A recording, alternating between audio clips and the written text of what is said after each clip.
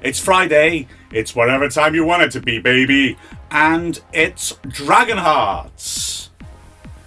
Raindrops on roses, and whiskers on kittens, bright copper kettles, and warm woolen mittens.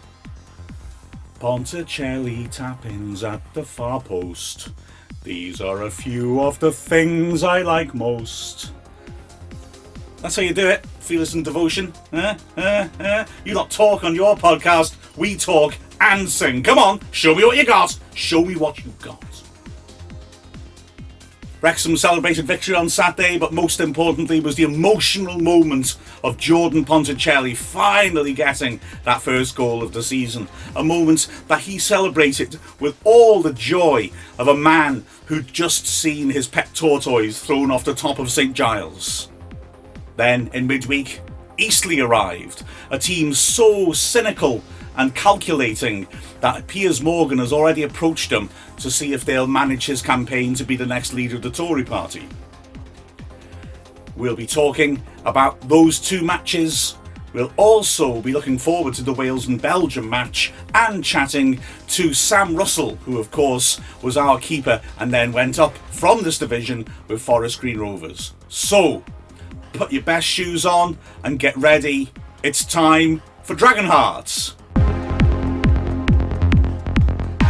I'm Jordan Ponticelli and you're listening to the Dragonheart radio show. Well, hi, welcome to Dragonheart then. I'm Mark Griffiths. Look, there's Chay Long over there. Hi, Chay. Hello, Mark. How's it going? Not bad. I don't know why I'm shouting, though. I just am shouting. And I seem to be inside a Lucozade bottle here. I've been trying to fix the lighting and I've just made it worse. So it's a bit Blackpool, isn't it? A bit Blackpool. Yeah, I've broke into someone's shed, so excellent. That's where I'm doing the podcast from. I thought they just done up the cop toilets. This is the groundsman's toilets near the cop. Ah, gotcha. That's where the hawk used to live, is it? Yes. So we'll crack on in a moment. We'll have two games to review. We'll have a look at Wales going to Belgium. Chocolate. And we'll also be chatting to Sam Russell. So after this, we'll be looking back to our win last Saturday over Weymouth. The other side, you're listening to the Dragonheart radio. So, the Weymouth game. A good win. I'm going to hold my hands up, Jay, and straight away say that I was too easily pleased maybe in the first half. At half-time, I thought, okay, I'd much rather we've scored. But we're doing all right. We're wearing them down. We'll get somewhere. The goal will come. I must admit that as I left the ground afterwards, the whole coaching staff were coming out at the same time as me. And when I said to them, good win, they all were unanimous in saying, well, we weren't happy about the first half. So I think I was more happy about the first half, well, certainly than the club were. But, Weymouth are difficult opposition at the moment, and they made it hard for us, in the first half particularly, didn't they? Well, I was impressed. Well, me and you were talking about their defence and how the way they played in the preview podcast before the game, and I think we got most of the things that we were talking about bang on, to be honest, on how Wrexham were going to beat them and how good this team have become, because they beat Stockport before us and they've had a draw against Dagenham Redbridge since. I know Dagenham Redbridge aren't the best, but it doesn't seem like they have relegation form at the moment. So I think they were a real potential banana skin, and I really like the way that they were so defensively strong and so sound, and they were really hard to break down, weren't they? They were a properly organised side, weren't they? And they weren't necessarily always parking the bus. They were coming at us in the first half in midfield and just blocking off our passing channels, so we couldn't feed the ball forwards easily. They cut off, as you mentioned in commentary, they were cutting off the passing channels to the flanks, so that in the first half it was more difficult, especially to get Hall Johnson into the game. They obviously knew he was dangerous and were doubling up on him, maybe at their expense, because they maybe didn't do the same with Record. But it was a well-organised, battling performance in the first half, I just felt that although we weren't quite getting at them, I just had that feeling it was one of those games where we're keeping them under pressure, we're grinding away at them. It's not beautiful football, but it's winning football. Something's going to go in, and then they're going to find it difficult to change gears. And I guess in a way that happened in the second half, but a big part of that was that triple substitution, I think, wasn't it? Oh, yeah. Well, we were supposed to say on commentary, Wrexham just need to carry on doing what they're doing. We were very close to scoring on before the triple substitution with Dior Angus's shot, which hit the bar too. And I think we were just chipping away, and I think it was just a matter of time. I think even without the triple substitutions, I think we probably would have scored at some point. But the triple substitutions was a masterclass, wasn't it? Really, because it changed the levels and the intensity of the whole team playing. 100%. The three of them did really, really well, didn't they? They had 24 minutes and they all took that opportunity.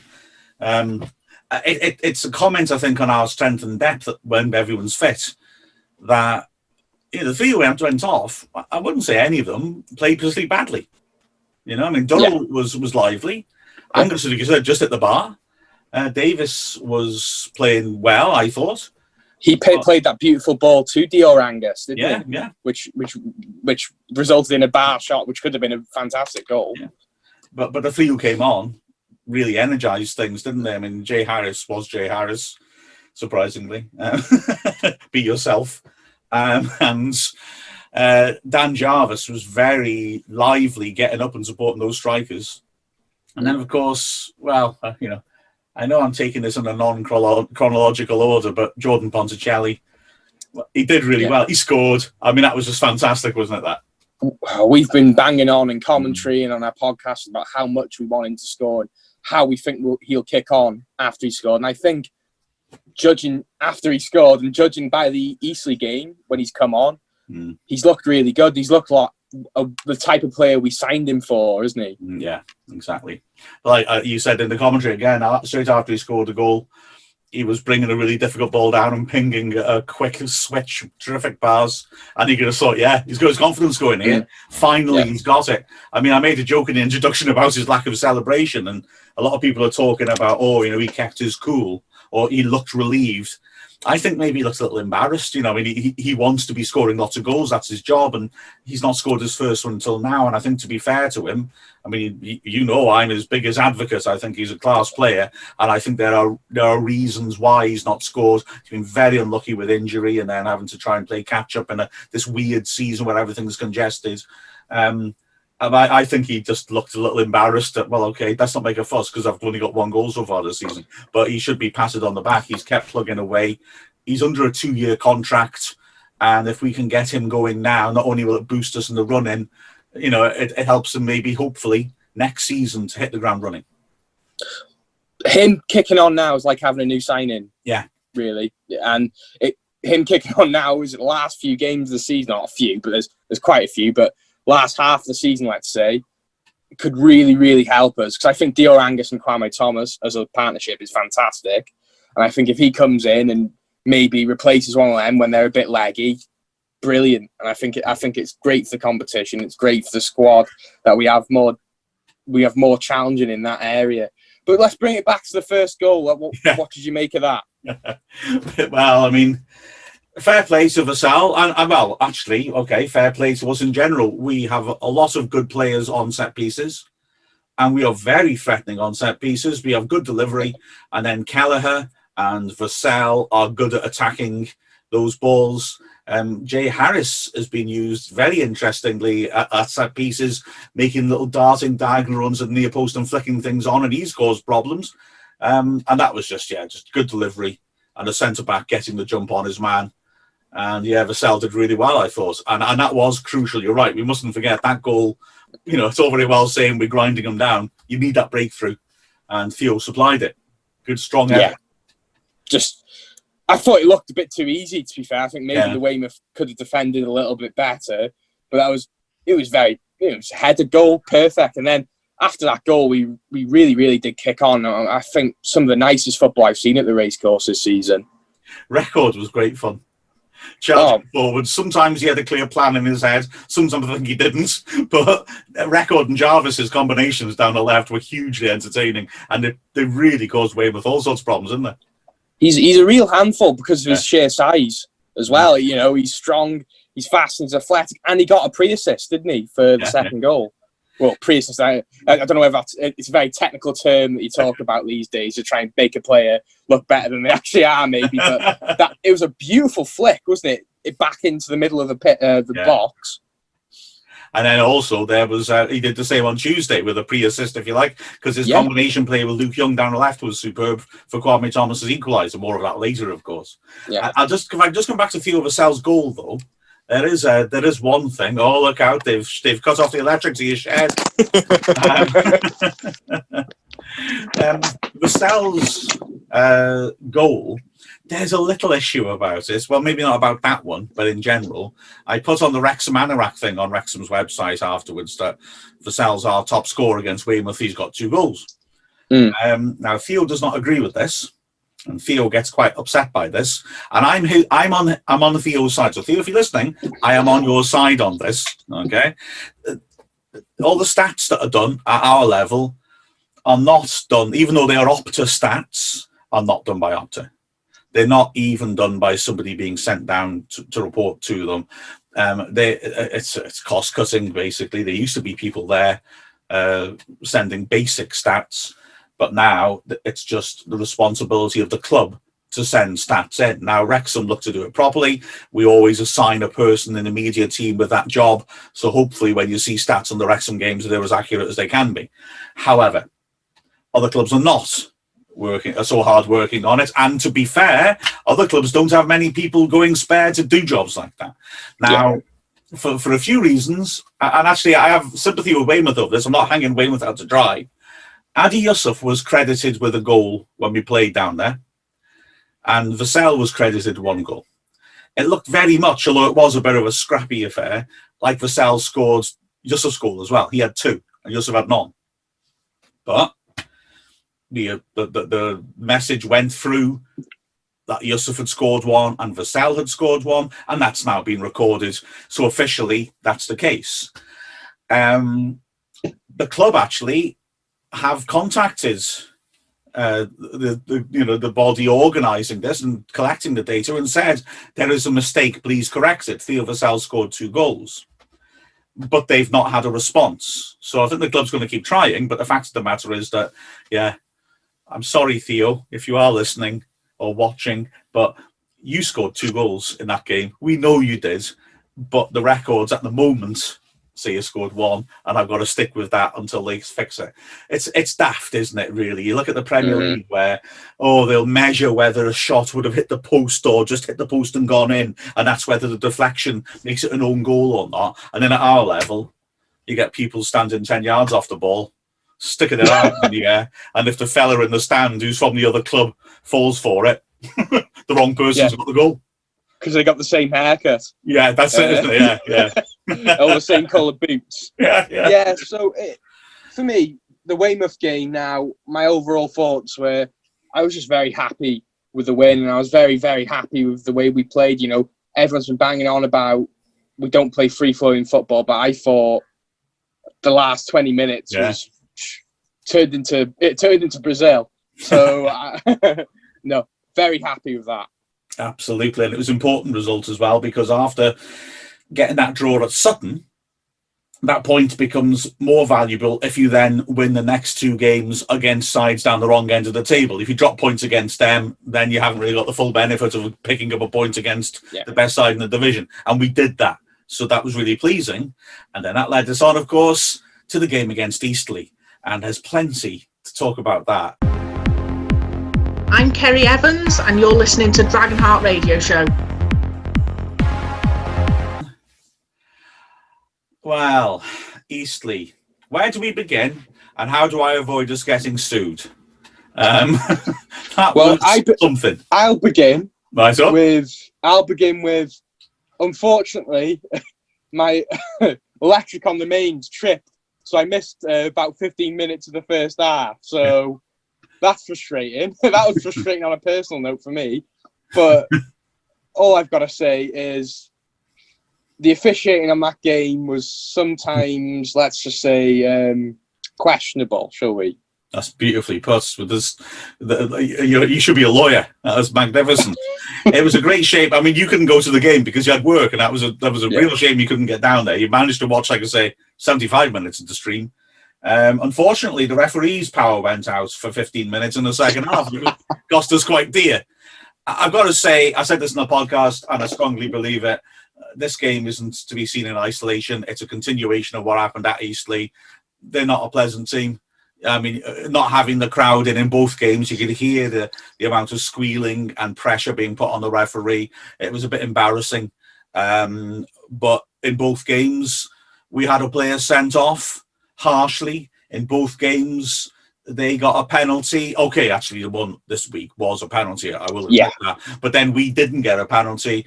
Is it a coincidence that the referees in both matches made very, very peculiar decisions in Eastleigh's favour?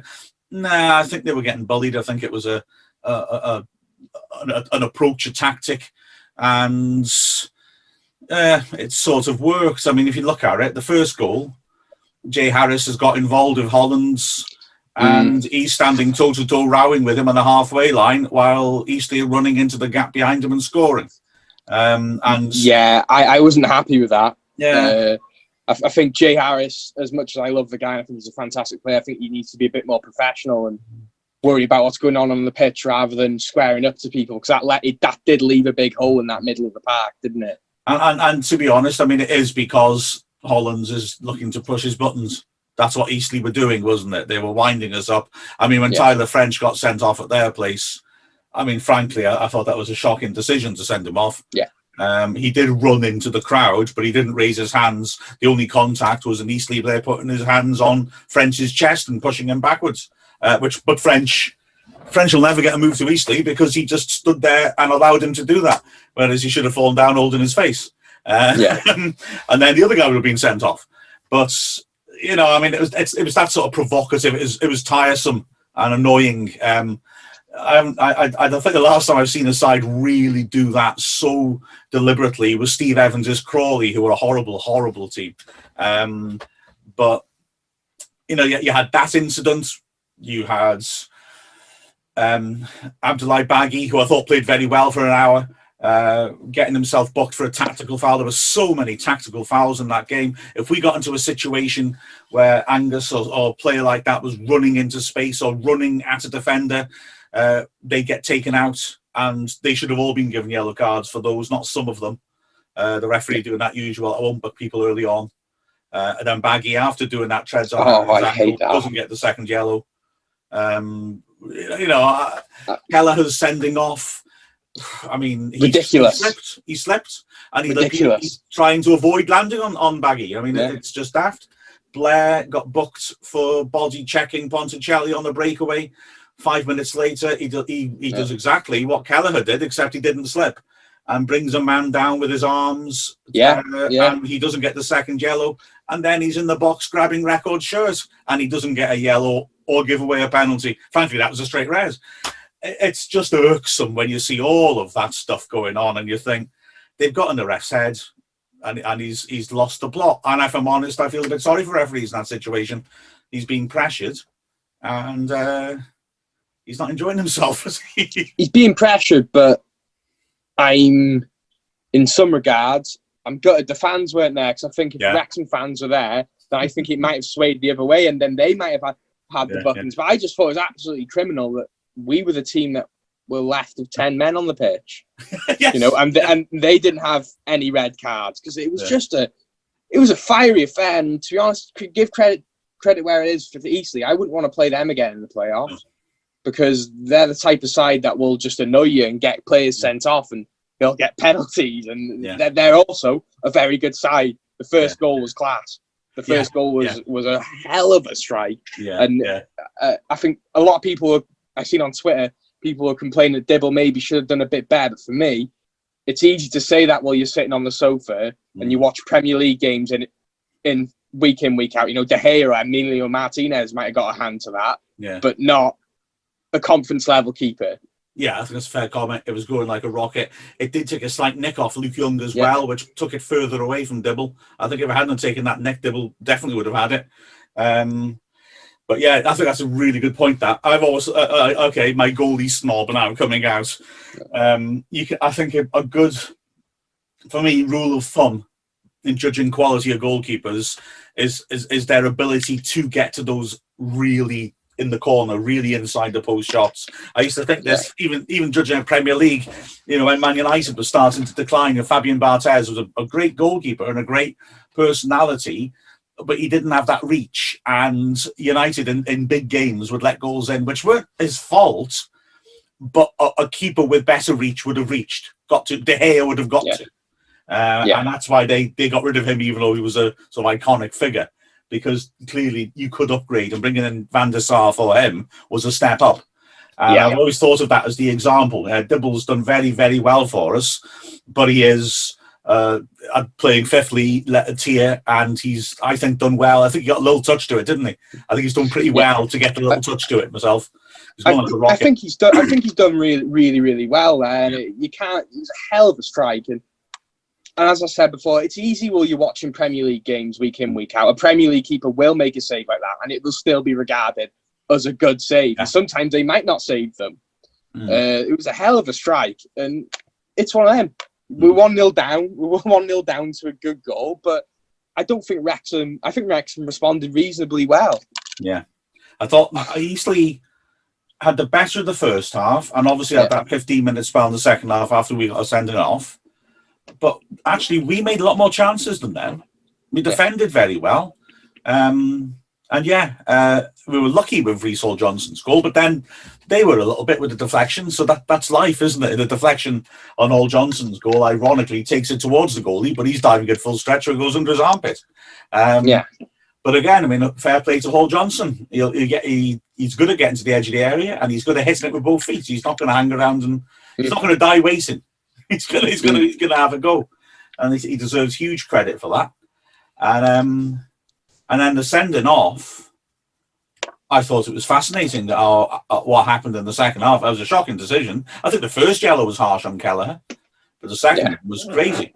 But okay, for 15 minutes we suffered, but we did suffer, and that's the big thing I think about this team. This team will dig in and fight. That was the point where that game could have gone away from us. To get a player sent off, then have a penalty and go behind with 10 men, that's a punch in the guts. And it's understandable. For 15 minutes, they were piling it on. But they didn't really make any chances apart from the one that was cleared off the line, which might have been going wide. Apart from that, they didn't really make any clear chances. And then once we were able to get our equilibrium going, we earned the right to survive that passage and then go at them. And that last 20 minutes, I thought, were utterly outstanding. The way, with 10 men, we scared the hell out of them. They looked really shaky at the back, I thought.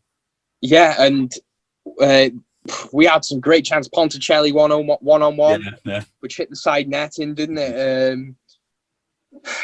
We had the penalty shout as well, which I think I've seen referees give them. Yeah. I've seen them give them before. And it was just, I had everything. That game had everything. For a neutral, you'd want to watch that, wouldn't you? And there was a brawl. There was a brawl on the side of the pitch. Yeah. Proper brawl as well. Yeah. Well, an ice hockey. If that was on one of the top level leagues, like Spanish or Italian or Premier League, that would be all over the news for weeks. Yeah. I've not seen much like that. And our manager somehow gets sent off for being headbutted, which is a turnout for the Bucks, isn't it? Well, I mean, my recollection of it all was that we were going for it at that point and trying to score a winner. Yeah. So if the referee thinks that our manager is wasting time, he really can't read the signs, can he? Yeah. Secondly, as Keats pointed out, it was our throw. He's retrieving the ball for our attacking throw, and Eastleigh players run off the pitch to wrestle the ball off Keats. So who shouldn't be there? Who's trying to stop play? And as you say quite rightly, I mean, it's clear that he gestures the headbutt at him, and that's enough to get you sent off in football. And the fourth official is right there. I sympathise with referees in a situation like that. How do you pick the bones out of it? Oh, I did quite enjoy the way he and his linesman retreated to the centre circle and just let everyone fight each other till they were exhausted, leaving the fourth official in the midst of it all. I quite enjoyed that. Keith said he didn't consult the fourth official. He could have done through his earpiece, of course. But I do find it amazing that they didn't call the fourth official over so the four of them could talk, because clearly the fourth official was in the middle of everything.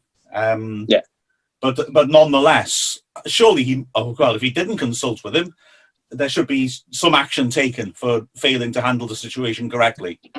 I'm surely he did, but the fourth official has clearly not done his job. Sure, well, somebody hasn't done their job, because it was clear as day, and the fourth official's right there, that Ben House, good Scottish striker that he is, stuck the heed on Dean Keats, even if he didn't do it with much power. Keats was too small for him to reach down properly. Yeah, it was just nuts. It was nuts. And my favourite part was Durrell hopping over the seats. You see that photo of him? He was just right in the action. I was just thinking, imagine if that happened with all the fans in. It would have been electric, wouldn't it? It would have been brilliant. Yeah. It would have been awesome. And I tell you what, here's my take on it. If the fans would have been there, we would have got a penalty from that record. We would have had a penalty. I think that referee was that easily influenced, I think. I think with a roaring crowd, and I think with the way, the takeovers and the way we're playing at the moment, that would have been a good 5,000 fans there that night, I think. Yeah. And the atmosphere would have been brilliant. What a shame. What a shame the fans weren't there to see that, because I think that would have been an excellent night under the lights. But finally, let's talk about Kwame Thomas's goal. He's a god. Kwame Thomas is a god. I love that man. I've got to say, I was going to say this actually about Dibble as well. I do feel when I look at the highlights afterwards, when I look at the footage to make the highlights, the speed of the game is not reflected in how it looks on a screen. The shot that went past Dibble, I felt when you're there like it's going a lot faster than it looks on the screen, and I think that the experience you see firsthand is the more accurate one. And then that Kwame Thomas goal, sitting watching it, felt quick. The ping, ping, ping of the passes, Young driving it in, Thomas arriving, perfect timing. It was quick, and it doesn't look quite. The video doesn't do it justice. But Kwame Thomas, I mean, well, I like in the way the fact it's Young assisting Thomas. Because those two, and they're not the only ones, are the sort of blokes who, when you're down to 10 men, they do two men's jobs. I mean, Young was everywhere. I thought he was brilliant once we were down to 10 men. Thomas, I mean, those centre-backs are good. They're good centre-backs. And in the first hour or so, they probably did better against Thomas than any other centre-back has done for a few weeks. But he still was giving them nightmares. And the fact of that goal, typical, starts off with him running across right to left to hold up the ball. Once he's held it up and laid it off, he's then gone on a big looping run across the width of the pitch to come back in at the far post and tap it in. I mean, that's just proper work rate, proper desire to score. Fans say they want a team that will run through brick walls for them. Well, I think we've got one here, to be fair, and Thomas epitomises that. Absolutely outstanding. And the number of times, Shay, because, we've seen it together, the number of times it's added time. We're winning 2-0. Their left back's got it, and he'll still make a 30-yard sprint just to try and get a block on it to stop so that they don't knock the ball down the line. I mean, the stamina's impressive. The will to win is incredible. Kwame Thomas, I've got a huge amount of, and after a nasty brawl like that, you can see him walking away laughing. And I just thought, go Kwame. Well, he's a nice fella as well. Cracking player. He's exactly what you want out of this level, and he's been excellent. He's going to be in contention for player of the season, isn't he? Oh, 100%. 100%. Well, he's the first player to get to 9 goals since Chris Holroyd 3 seasons ago for us. So we've got 13, so, He's a modern day target man, and he's much more than a target man too. His ability is brilliant on the ball. His work rate's fantastic. He's strong. He's physical. He's good. He's amazing in the air, and he's always in the right place at the right time for when you need him. he's clearly an excellent striker at this level, and yeah, very happy to have him on board. You can't put him in a box, can you? People want to say, "Oh, he's a big target man," but he's so much more than that, like you say. And I mean, I was thinking about this morning. I'm trying to go through in my head the 9 goals that he's got. Aren't they all with his feet? I'm struggling to think, has he scored a goal with his head yet? And it's all him attacking the 6-yard box when balls are driven in. He's a fox in the box. He's Juan Ugarte. He's not he's not Jordan White. He's Juan Ugarte. Yeah, he's Juan Ugarte. He's a massive Juan Ugarte. Careful how you say that. yeah. He's a tall Juan Ugarte. Yeah. So. I will say one other little thing, which is I think that the coaching staff deserve a lot of credit for how they approached being down to 10 men. And I don't think it's any coincidence, and I've been spouting the stats since Vassell got sent off 2 weeks ago. 7 players now have been sent off in league games under Dean Keats. In every instance, across 6 games, the result has either been the same or better at the end as it was when the player was sent off. We've never gone down to 10 men in the league under Keats in either of his spells and then been punished for it. And sometimes we've turned a draw into a win. That penalty is the first time in those 6 games that we've actually let a goal in when we're down to 10 men, and it was a penalty. And a big part of that, to be fair, is that we leave 2 men at the pitch. We're down to 10 men, so we don't park the bus and wait to be picked off. We tried to go at the other side. We left 2 strikers up. We just, went to 3 at the back to 4 at the back. And, well, you wouldn't have thought so the way Record was still pushing up the wing. And Durrell, if anything, I thought was taking up some more advanced positions. And then Jordan Davis afterwards than he was before. So, yeah, again, criticism of him being negative. But there you are. He's got a remarkable record when we're down to 10 men because he's positive. It was really good to see that approach. And what I love about this team is, from my final mark, really, is we really do have an identity, no matter who we're playing. Yeah. We do have an identity on how we play football. And I really like the formation, and I don't subscribe to the fact that we're negative. I actually think we're quite a positive attacking team at times. We have a real identity, and we have a real lot of passion and courage. And I think against such a tough side against Eastleigh on Tuesday, I kind of left that game feeling frustrated that we only drew another game again because of a penalty. Yeah. And without those penalties, and the Carrington one, it was a penalty. It wasn't his fault, but it's one of them. It's a penalty. And the penalty again, the other penalty in the reverse leg, has took 4 points away from us, unfortunately. But that's just the way football goes, isn't it? Well, yeah, exactly right. Exactly right.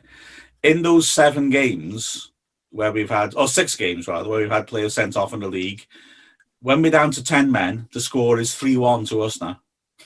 That's quite weird, isn't it? Fair play. You notice I keep saying league because I am ignoring the FA Trophy last season. And I think it's legitimate. We had Leighton McIntosh sent off in that game and we lost 4-0. But to be fair, that the team that was picked then, barely any of them actually were on are still with us now. And we only let 1 goal of those 4, actually. We were well beaten when McIntosh got himself sent off. But yeah, that was great, that was. Anyway, let's move along. We've got no Wrexham game this weekend to look forward to, but we can look forward to the national team Wales in Belgium. I'm Fiacre Kelleher, and you're listening to Dragonheart Radio Show. Right, so no Wrexham game because of Dover not playing their matches, but Belgium are the venue for Wales's match. And, well, what are your thoughts, Chay? Any surprises in the squad, or? The squad seems relatively the same because I don't think Wales have a ridiculous amount of depth, do we, really? No. Unfortunately. But I still believe that this Wales team could still have the potential to do great things like they did in the last Euros. It's interesting, isn't it? I mean, the way they've just qualified now is not the same style, if you like. It's been all about grinding out clean sheets and not conceding and nicking a goal here and there. But that's admirable. And the fact is that it's a very young team. Now, whether I've got to be honest, instinctively, I feel like it's a bit early to expect too much from this team. But they've already qualified for a tournament, so yeah, I just feel we've got a great record against Belgium lately. But maybe it's tough to start your qualifying campaign with the toughest match. Or maybe it's the best. Maybe we just try and grind out a draw against them, because they have some of the best players in the world, don't they? Yeah. All around the pitch. Yeah. And but we've beat them. We beat them in the Euros, which I think you could argue is Wales' most famous tie. Would you say the 2016 Euros quarterfinal? I think it probably is, isn't it? Shout, hasn't it? Really, I mean, we got to the quarters of the World Cup, and we did get to the last 8 of the Euros in '76 before there was a final tournament. Then it was just the last 4 who were tournaments, but yeah, I mean, we did it was incredible and magnificent, and we had some wonderful achievements. And remember, we also beat Belgium in the qualifiers. We did. I went to that game as well. I went to that game when we were the better side, and I think we have such a good. We have a decent squad, but I really enjoy watching Wales. We have the likes of like Ethan Ampadu for the future, who's going to be absolutely brilliant. We have Rabi Matondo as well, and we have James Lawrence, who are playing in different countries, which is quite nice to see, isn't it? Yeah. I've seen Matondo play for Schalke in Gelsenkirchen.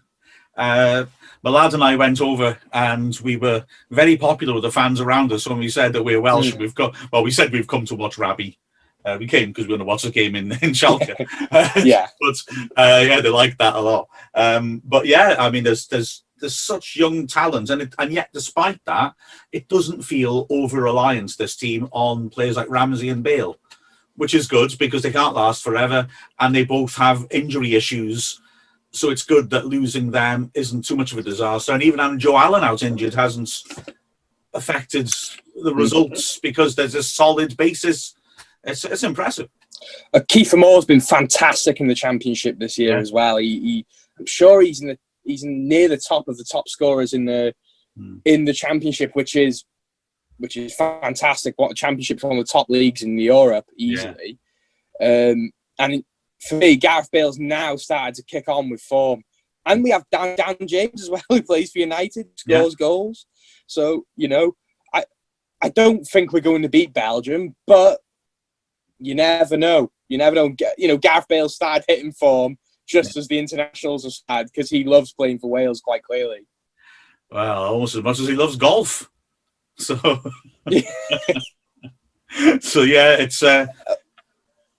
it's an intriguing test for them, but they have been passing difficult tests consistently lately, and they deserve a lot of credit for that, I think.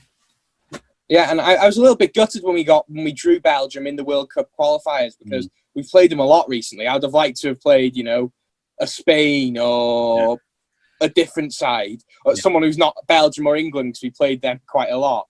Yeah. But yeah, I'm really confident, and it would be absolutely fantastic for Wales to get a nice run before the Euros and get a bit of confidence, because we've got a tough group. Yeah. And this qualifying group is tough as well, but then having said that, the Czechs seem to be declining slightly. And, well, I think that the other teams in our group will look at us and think, ooh, they tend to get results. They're hard to beat. So, yeah, I think it's going to be interesting. They're a bit like Wrexham, aren't they? They grind out the results and keep the clean sheets. Yes. They sometimes play a similar formation. Yeah. Where it's nice that for so long, as from my youth, for being a Wales fan, it was quite grim being a Wales fan growing up. So it's quite nice to have a team that's competitive, and let's hope that carries on against Belgium. Absolutely. Well, let's bring it back to Wrexham for the moment, because I was able lately to catch up with Sam Russell, who had a frustrating time, as you'll hear, with Wrexham, which maybe didn't become what it could have done, but he certainly went on to greater things, getting out of the conference with Forest Green Rovers. So after this, we'll hear from Sam Russell. I'm Reece Johnson, and you're listening to the Dragonheart radio show. Well, Sam, firstly, thank you so much for joining me. It's a real pleasure to hear from you again. I've got to say, I mean, you came in under Dean Saunders, and I've got to say, before Wrexham fans had even seen you play, the big buzz that the media were picking up was how good you were with the ball at your feet. You were sort of very much the Darlington Edison sort of thing, drilling those accurate long passes. It was interesting how that got picked up on, but it's certainly a big part of your game, isn't it? Well, first of all, thanks for having me. Yeah, it's a pleasure, mate, speaking to you. So, very unexpected for you to invite me. To be honest, I had a very brief spell. It seems like, even though it was that long time ago now. But yeah, I think I think most of the clubs that I have signed for have usually kind of gone for the fact that this kind of the ability that I've got with my feet, really, my distribution side of my game. So, and I think obviously Dean Saunders had contacted me, and I think that was one of the things that obviously he said at the time, and like you just said, he said, "Oh, I've heard you're good with your feet," and I was like, "All right, I'm not really sure." Well, I mean, the reason I get in touch with you as well, Sam, is because although you were very unfortunate in your season with us, but you could see the quality that you had. I mean, it was, when you arrive at a club like Wrexham with Saunders as manager, I'd imagine there's a bit of a buzz, this idea that, this big name is going to be able to put together a side to push up and get promotion. Yeah, well, like I say, it was brief, and like I mentioned to you before, I said, like, I didn't have a good spell there. I felt as in what I actually brought to the football club. I just like I had the injury that I had so early on. I started the season off really well, and then after I came back after the injury, I had I remember having a couple of good games, but then I just didn't feel kind of like sharp enough or to my best. I was out for quite a long time, and that's kind of the worst injury that I've had through my career, and I found it quite difficult to come back and kind of get back up to speed. So I was quite disappointed with how it ended, but at the time, obviously signing for the club, it was kind of my first stint in like the non-league level, and obviously, but there was, I went to meet Dino and Dino was absolutely great. Like he was a great bloke. He was a laugh every day, and he was like enthusiastic, and it kind of rubbed off on me. And I just thought, this club could go places, and it was a brilliant setup. Better than most league clubs. So, I was kind of really surprised. But once I'd been and met him and seen the facilities, I thought, oh, yeah, this isn't too much of a step back. Although, like, obviously league level it was, but at the time I just thought, yeah, this could be a good move for me. I'd imagine he'd be pretty persuasive when he wants to sign you. He's charismatic sort of character. I'd imagine he'd be pretty persuasive in selling the project to you. Oh yeah, like I say, he was great. He was great with me even through the season, and even at the end of the season, like he offered me an extension at the time. Yeah, he was great. I was actually on a course. Sorry, not a course. A goalkeeping pre-season with Fred Barber's footballing academy at the time, and it was I didn't have a club at the time. I was just training, just keeping fit, and hopefully, going to go already. I had a couple of clubs which kind of pulled out last minute, apparently due to financial. But so I was just keeping myself fit, and I got the call. I went down. I played a game, and he offered me a kind of a deal there and then.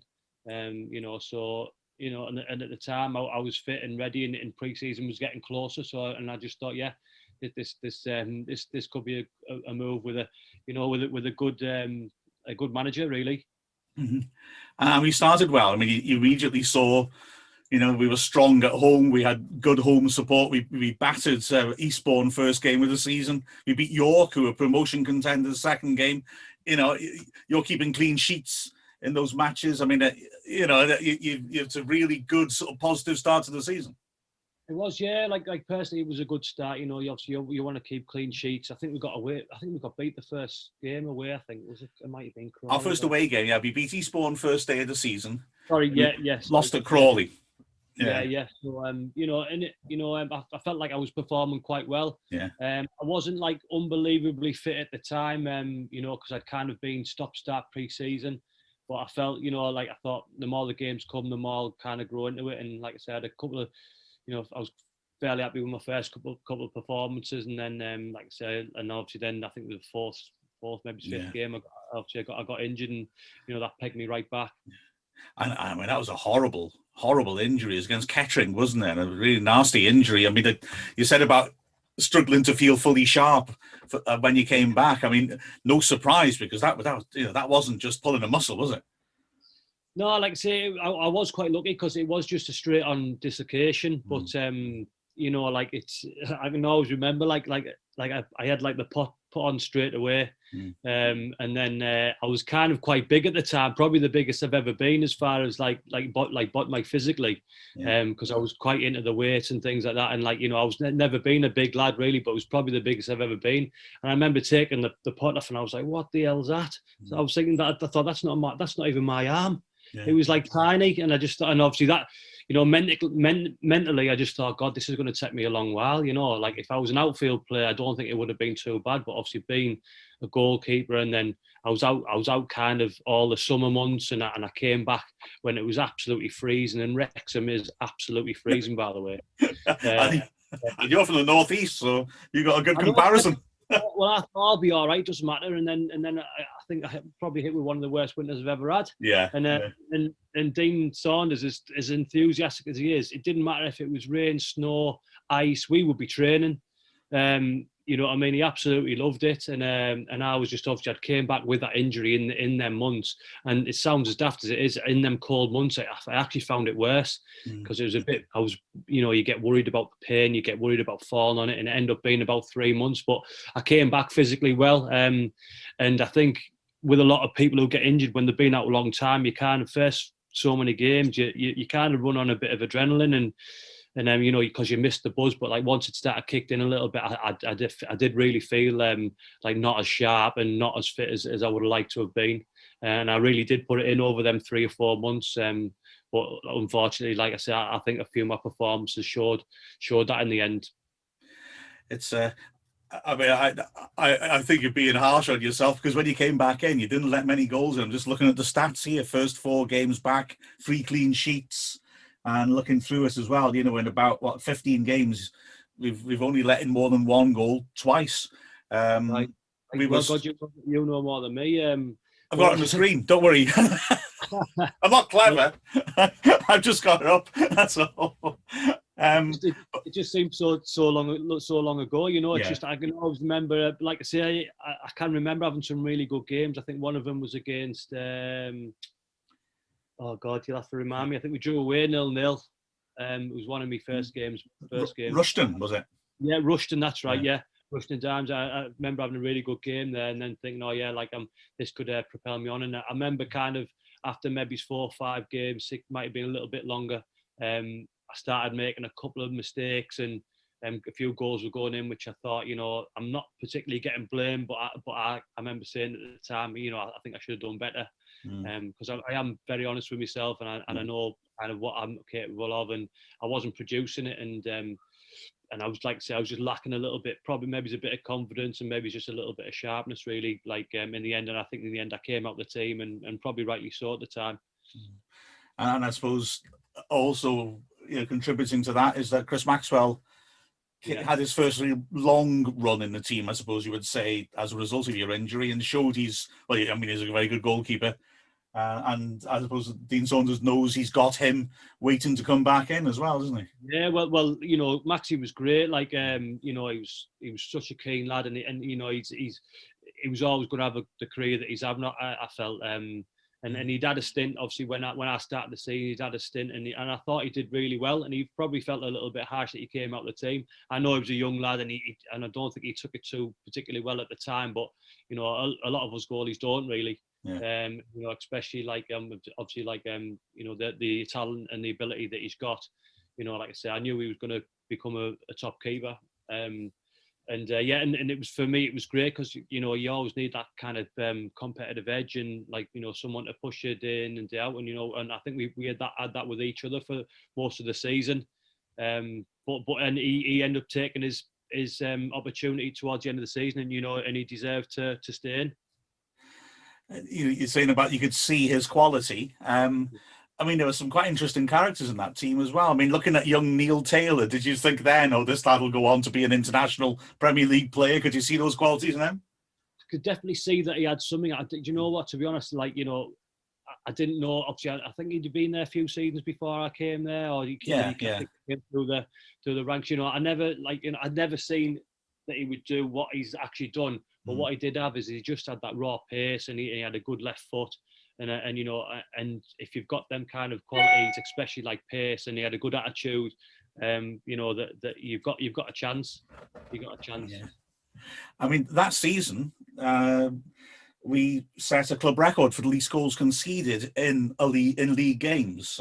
Something which you certainly played a full part in. That defensive, right, I'll take that. Yeah, absolutely, quite right. I mean, you look at the defence as well. I mean, you have some really solid characters. You know, Ashley Westwood, Frank Sinclair, Manny Asamani. There were some solid lads in the back four to work with you as well, weren't there? Yeah, there was some solid lads, but some absolute nutters as well. Yeah. Like me and Ash got on, me and Westy got on, like, you know, we got on like House on Fire, you know, and we had a great relationship, like on and off the pitch, even though it was brief. But you know, and then we had like Cinco was, you know, he was obviously coming towards the end, but he still had, like, you know, them qualities, and you could see why he did so well in the game. And I remember at the start, me and Manny, we didn't really not see eye to eye, but we you know, we had a couple of instances in games where we didn't quite connect because of obviously a little bit of obviously the language barrier and some of this. But I think we got on well in the end, and like I say, I didn't even know that, mate, to be honest, obviously with the goals against, but you know, because I know Maxie kept a lot of clean sheets as well, so you know, we all kind of contributed in the end, but I think we just fell a little bit short at the end, didn't we? Yeah. I think the problem with that team, I think, was creativity. I think we were really solid. It tended to play 4-4-2, very, very solid defence, solid midfield, and Flemo and Christian Smith in the middle were hard workers. Maybe there wasn't enough flair, perhaps, going down the other end. I don't think we really had a goal scorer, did we? No. At the time, and you know, like with Dino, like, we would be out on the training pitch for hours and hours and hours, and you know, he was running about, you know, what he's trying to score volleys from 40 yards, and he would just be shooting from everywhere, and you know, he was so enthusiastic, and that he tried what he was trying to do was, I think he was trying to just rub that off on the rest of the lads, get shots off, you know, get crossed in the box, like any sight of goal, just have a shot, because I think he knew we just didn't quite have that cutting edge to put teams away at the time. Yeah, because we had Gareth Taylor, who I thought, even though he's at the end of his career, really intelligent target man. But, you know, we were unlucky with injuries with the players to work off him. Matty Wolfenden broke down quite early on. Mark Williams was coming back from an injury and was never really the same player he had been the year before.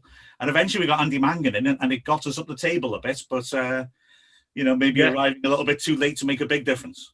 Yeah, I think he was. Yeah, so like Mangs came in, and he's an absolute character, you know. Like, and he came in, and you know, he was like a big sign at the time, I thought, and you know, he started showing, like, you know, he was putting. I think he scored. I don't know.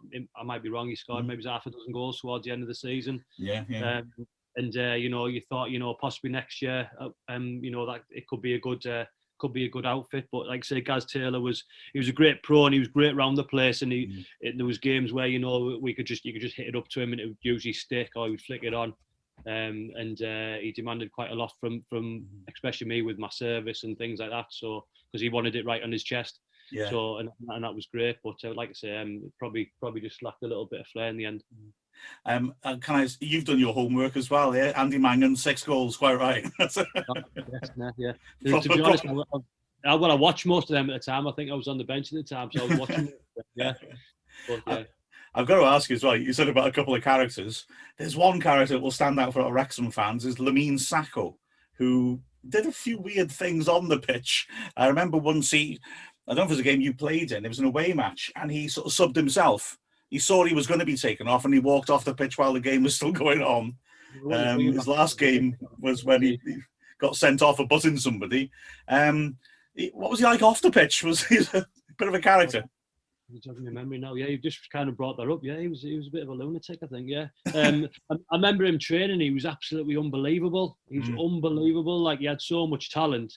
You I forget the clubs that he'd been at and that, but he was quite a big name, wasn't he? And he was like he would take the mick in training, and then so I think the gaffer at the time was like, I have to play him. I have to play him. He's that good. But I don't think he really recreated that much. Obviously, it's a completely different game to the level that he's been playing. But I just remember him having this big, massive Hummer, and he would just like be going down to the shop or some of that, and he'd be literally parked on the front door, and he just like, oh, there he is again. You know what I mean? You go around the corner to near the nightclubs, and it'd just be literally parked in the nightclub. But yeah, he was another character.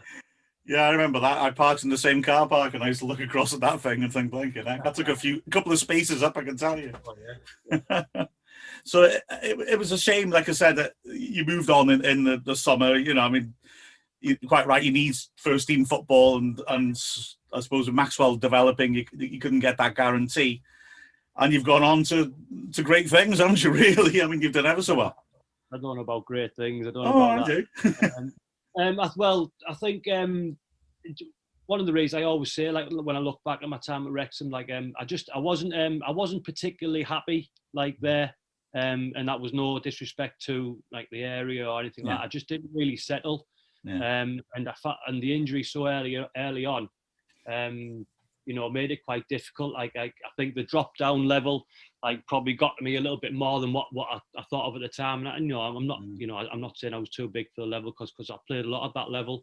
I said, but obviously if that was your first spell where you've had to drop down and things like that. And one thing I remember when I was training with Fred Barber his kind of pre-season goalkeeping academy, I got a phone call literally I think it was a day after I'd signed, and Fred was the keeper coach at Bolton at the time. The first team keeper coach. He rang me asking me if I would sign for Bolton.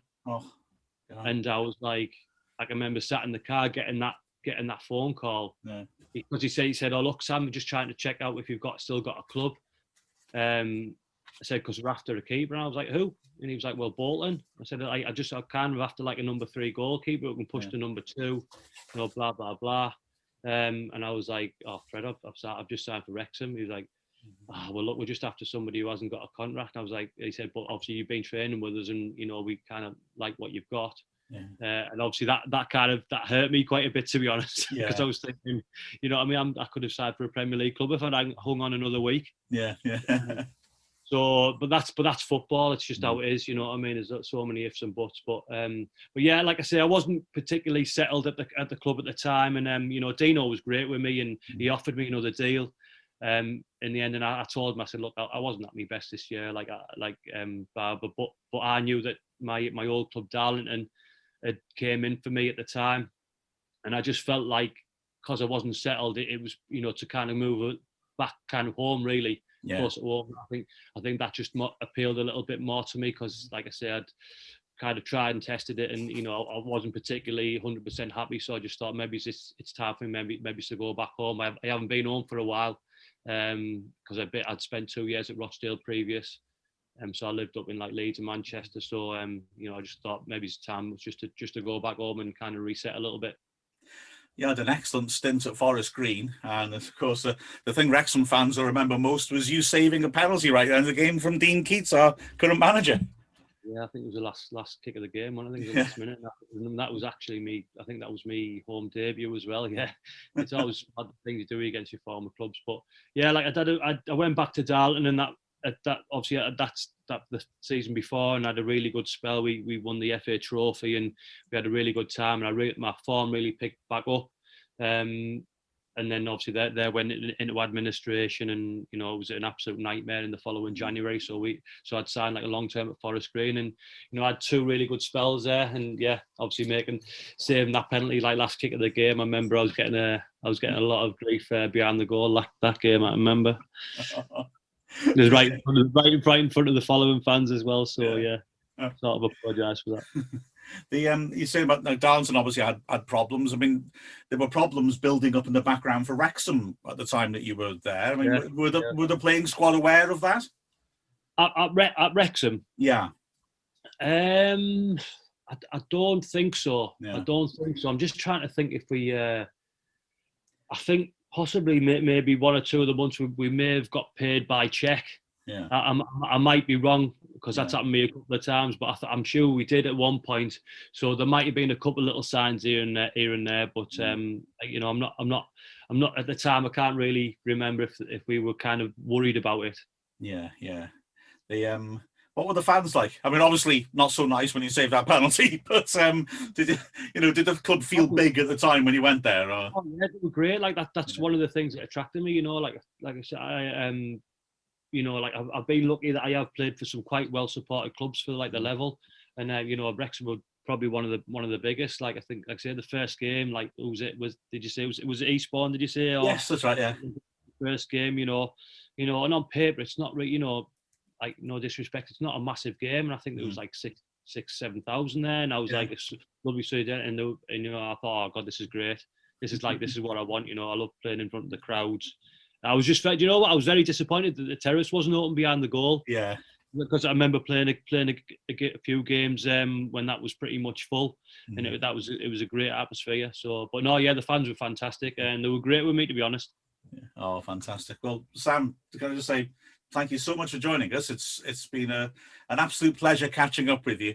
And you made more of an impression on us, I think, than maybe you realise, because we always remember you as a quality keeper who, like I say, because of injuries, didn't quite get the chance to show fully what he could do. Yeah, I really appreciate it. Like, nice to go over a few, you know, good memories, really. So, like, I appreciate you asking me to come on the show. Thank you very much. I'm Luke Young, and you're listening to the Dragonheart radio show. So, Sam Russell. Lovely chap, good keeper, someone who probably could have, I think, with a bit of more luck with injuries, have played a major role for us. But we wish him well anyway in his work now. And, well, we wish ourselves well when we finally get back to action. But there's no Wrexham game coming up at the weekend. It's a shame we can't look forward to that. But shall we give everyone something to look forward to, Shay, and tell them about next week's Dragonheart? Oh yeah, I think we should. Well, we're gonna, and this is Chay's genius idea, we're going to have a Trinidadian special. So you'll be remembering those players who came over from the Caribbean. How many of them can you name? And we'll also be chatting to Carlos Edwards as well, the man himself. What a gent. So that'll be a real treat, I think, to look back to some good old days and some interesting memories. And not just the obvious trio of Edward, Sam and Lawrence, because there were a few more characters who represented us proudly from Trinidad. So I'm really looking forward to that. And yeah, I'm really looking forward to that one, Mark. They will always be my second international team. Yes, absolutely. Brilliant. Well, Chay, thank you once again for joining us. Brilliant stuff. And, well, let's hope Wales do it this weekend, eh? Yeah, 100%. I've really enjoyed Mark talking about the last two games. They've been fascinating, and it's been nice to look at the Wales stuff as well for a bit of a change. Absolutely right. Smashing. So, we all know how these things end, don't we? Over to Mr. Jay Harris for his Hollywood send-off. This is Jay Harris, and you're listening to Dragonheart Radio.